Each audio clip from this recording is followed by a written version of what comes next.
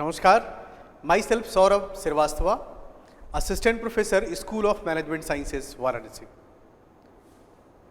Welcome you to my new series of videos related to business law. Today in this video, I am going to discuss about acceptance. Before this video, I have completed the series of offer as well as basic concept of the contract, classification of the contract, offer, classification of offer and the legal rules of the offer. These topics have been completed. Today we are discussing about acceptance. बड़ा ही important है और बड़ा ही आसान है, समझिएगा. Acceptance. Acceptance means given consent to the offer. It is very simple. Given consent, जो acceptance का मतलब आप normal समझते हैं वही legal भी है. Given consent to the offer is called acceptance. Acceptance is a kind of expression given by the offeree, for willingness to do or readiness to do something. Already I gave the example. Suppose me, Saurabh, want to sell his bike for 50,000 to Rahul, and Rahul is ready to pay 50,000 and ready to purchase my bike for 50,000. It means what? मैंने offer दिया कि 50,000 रुपए में मैं bike बेचना चाहता हूं. उस पे तो दो पार्टी हो गई.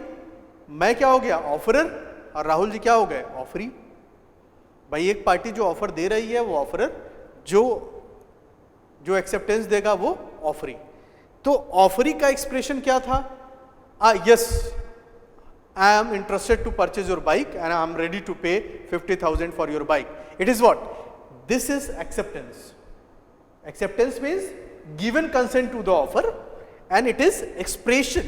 It is expression of the offeree. For what? For willingness to do something, readiness to do something. This is our legal definition. See, a proposal is said to have acceptance. एक proposal कब accept होगा? When person to whom the proposal is made. It means the person to whom the proposal is made means what? कि जिसके लिए proposal बनाया गया है. Signifies his assent thereto. Assent means consent. Signifies his assent thereto. जब वो उस पे जिसके लिए proposal बनाया गया है, जब वो उस पर सहमति व्यक्त कर देता है, तो तब बनता है acceptance. और in a layman language, मैंने पहले ही बताया, it's very simple one. Given consent to the offer is called acceptance. It is an expression given by the offeree for what? For willingness to do something. For willingness to do something, readiness to do something. Okay, this is about what is acceptance. Now, how can accept it? Very simple. Who can accept it? Offeree is going to accept it. बोलिए, offeree is going to accept it. कैसे accept कर सकता है? How can accept it? अक्सर examination में question आता है. How can accept? It means what? It is very simple. Either by expression or implied.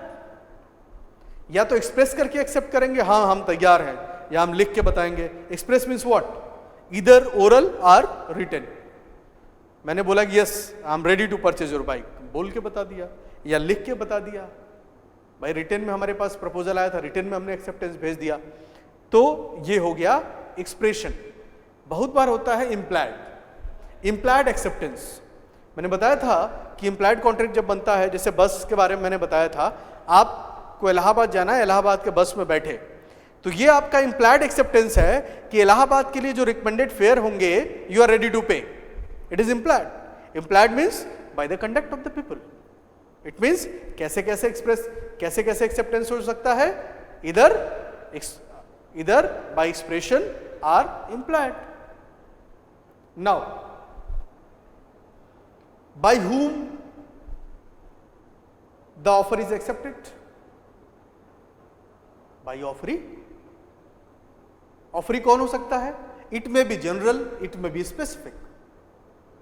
In the case of general offer means it's open to all, for the large world, to the general public. And in the case of specific, for the definite person, or any specific particular group. तो वो जो definite person है जिसको offer दिया गया है वही तो एक्सेप्ट करेगा। तो स्पेसिफिक के केस में स्पेसिफिक पर्सन, जनरल ऑफर के केस में कोई भी जिसको ऑफर के बारे में पता चला। तो दिस इज ऑल अबाउट कि कौन एक्सेप्ट कर सकता है, और ये भी हमने बता दिया कि हाउ टू एक्सेप्ट इट। अब आते हैं मुद्दे पे जिस पे बात करनी है। This is legal rules for valid acceptance. The first one is absolute and unqualified. पहले भी मैंने बताया इसके बारे में। What does means? एब्सोल्यूट मतलब जैसे ऑफर दिया गया है उसमें बिना कोई बदलाव किए उसको एक्सेप्ट करना है, वो एब्सोल्यूट है। अगर उसमें आप कोई चेंज कर दिए तो there is a case of counter offer. समझ में आ रही बात? काउंटर ऑफर के बारे में बताया हमने। एक एग्जांपल लेते हैं, दोनों बातें क्लियर हो जाएंगी। मैंने कहा कि I want to sell my bike for 50,000 rupees to Ramesh. Now Ramesh replied. Ramesh ने क्या कहा कि ऐसा सर कि हम 40,000 रुपए देने के लिए तैयार हैं। आई एम रेडी टू पे 40,000 फॉर योर बाइक। अब क्या हो गया कि जैसा हमने जो ऑफर दिया था क्या वैसा ही उन्होंने एक्सेप्ट कर लिया? नहीं, उन्होंने ऑफर में चेंज कर दिया और पार्टी भी चेंज हो गई। पहले हम ऑफरर थे, अभी वो ऑफरर हो गए। अब मेरे ऊपर डिपेंड करता है कि हम वो ऑफर एक्सेप्ट करें। I am not bound to accept it, क्योंकि ओरिजिनल ऑफर में चेंज हो गया। कहने का मतलब है, इसका मतलब क्या है कि कोई रिजर्वेशन, कोई वेरिएशन, कोई कंडीशन नहीं लगना चाहिए, तब वो एब्सोल्यूट एंड अनक्वालिफाइड होगा। There is no scope of reservation, there is no scope of variation, there is no scope of condition. ये तीनों चीजें नहीं होनी चाहिए, तब जाके वो वैलिड एक्सेप्टेंस होगा। भाई उन्होंने कहा कि हम 40,000 रुपए में खरीदना चाहते हैं, तो this is the case of counter offer. अब हम उसको एक्सेप्ट करें या ना करें। और इस बात का ध्यान रखिएगा, यहां पे वेरिएशन आ गया, यहां पे वेरिएशन आ गया, इसलिए काउंटर ऑफर का ये केस हो गया। तो ये प्रॉपर एक्सेप्टेंस नहीं है, एब्सोल्यूट नहीं है।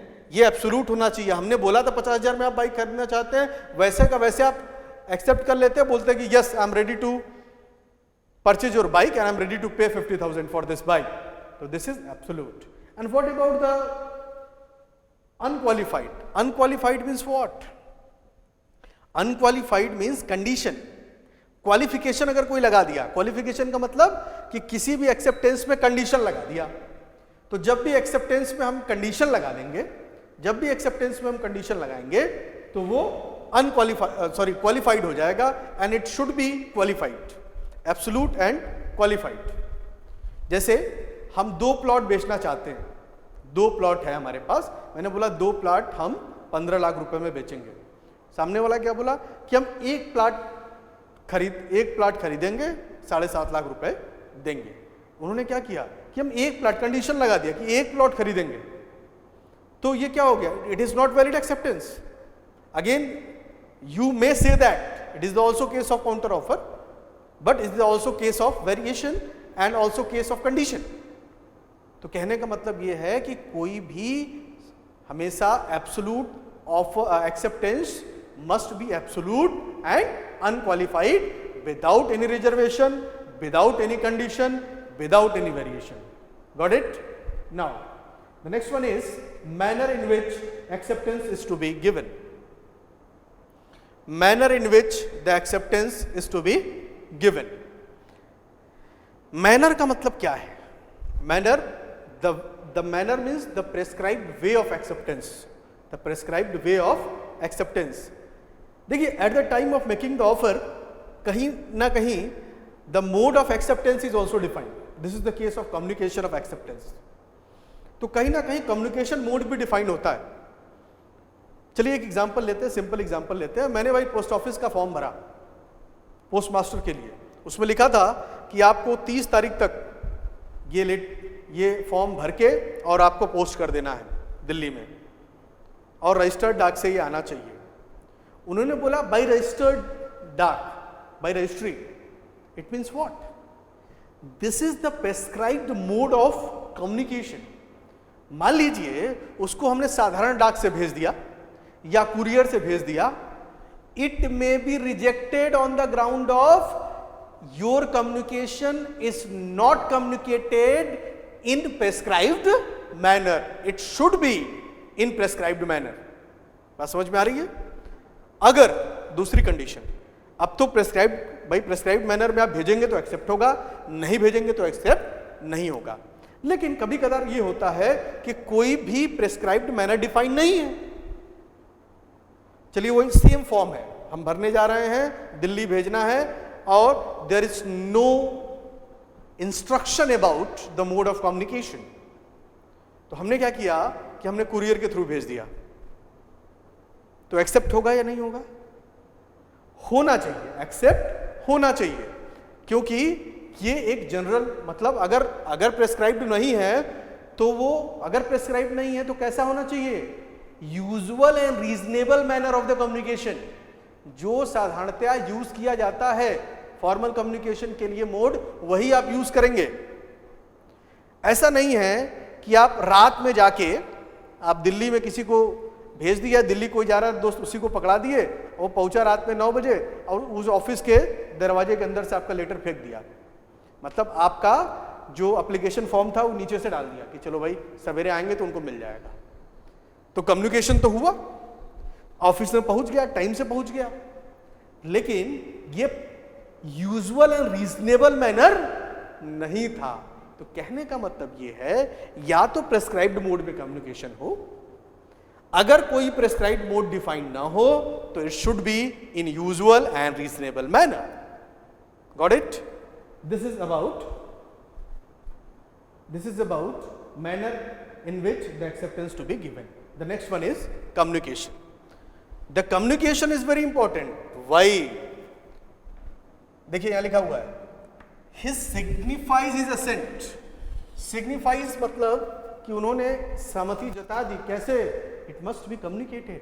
It must be, अगर हम सहमत हैं और हमने आपसे कम्युनिकेट नहीं किया तब भी गड़बड़ है, ठीक नहीं है। It must be communicated. मैंने आपको लालमणि शुक्ला और गौरी दत्त का केस बताया था ऑफर के टाइम पे, वहां पे ऑफर कम्युनिकेटेड नहीं था, कम्युनिकेशन का केस था। एक केस आपको यहां बताते हैं कि रेलवे कंपनी का, रेलवे कंपनी में भाई आया था प्रपोजल कोयला सप्लाई करने का, तो एक कोयला का वेंडर गया और अपना ऑफर दिया और उन्होंने बोला कि भाई, उन्होंने उसको रख लिया और बोला, वो एक्सेप्ट कर ही लिया, लेकिन एक्सेप्ट करने के बाद वो टेबल के अपने ड्रॉअर में रख दिया। कोई प्रेस्क्राइब्ड मोड ऑफ कम्युनिकेशन भी नहीं था, कोई प्रेस्क्राइब्ड मोड ऑफ कम्युनिकेशन, और कहने का मतलब ये है कि कम्युनिकेशन ही नहीं हुआ।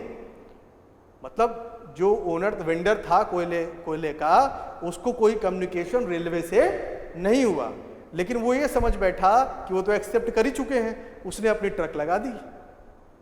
तो क्या होगा? कम्युनिकेशन के ग्राउंड पे it has not been communicated, communication नहीं हुआ है उस एक्सेप्टेंस का, उसके ग्राउंड पे उनका कोयला एक्सेप्ट नहीं किया जाएगा। मतलब कि ये प्रॉपर वैलिड एक्सेप्टेंस नहीं है, it must be communicated. Got it? चलिए, now the next one is by whom to whom. By whom to whom, by whom to whom तो हम लोग जानते हैं। एक्सेप्टेंस बाय हुम, आप ही बताइए कौन एक्सेप्ट करेगा? बाय ऑफरी, सिंपल है। टू हुम किसको करेगा? To offeror. कैसा होना चाहिए? एब्सोल्यूट होना चाहिए, अनक्वालिफाइड होना चाहिए। Now time limit, time limit is also important कि within the time limit आपको करना है एक्सेप्टेंस। जो टाइमिंग दी गई है, लास्ट डेट है फॉर्म का 15 तारीख को, तो 16 तारीख को नहीं जमा होगा फॉर्म, है कि नहीं? एक टाइम लिमिट डिफाइंड है, उसी टाइम लिमिट में आपको अपना एक्सेप्टेंस देना, it is simple. And before lapse of offer, time limit, भाई 15 तारीख तक डेट था, 16 तारीख को जमा करने के जाएंगे फॉर्म, तो वो it may be rejected on the ground of time limit. And before lapse of offer, और ऑफर के क्लोज होने के पहले आप एक्सेप्टेंस दे दीजिए. ए ने बी को लेटर लिखा दिल्ली में कि हम अपनी कार 2 लाख रुपए में बेचना चाहते हैं. उनको लेटर मिला और उसके बाद 10 दिन बाद उसने अपना ऑफर जो है विड्रॉल कर दिया. विड्रॉल का भी उनको लेटर भेज दिया कि अब हम उसको बेचना नहीं चाहते, और वो लेटर रिसीव कर लिए विड्रॉल का. उसके बाद वो एक्सेप्टेंस भेज रहे हैं कि हम आपका कार खरीदने में इंटरेस्टेड है, खरीदेंगे आपका कार. What is this? कि भाई वो ऑफर लैप्स हो चुका है, तो offer is no more. Why you are interested to give in the consent? It means कि जब भी वैलिड एक्सेप्टेंस वही है जो बिफोर लैप्स ऑफ ऑफर हो. Absolute and it should be absolute and qualified manner in which, it means prescribed manner. It must be communicated by the offeree. By whom? By offeree. To whom? To whom? Offerer. Time limit is important, and before lapse of time. These are the legal rules related to acceptance. I hope आपको सारी बातें समझ में आई होंगी. Thank you so much. धन्यवाद.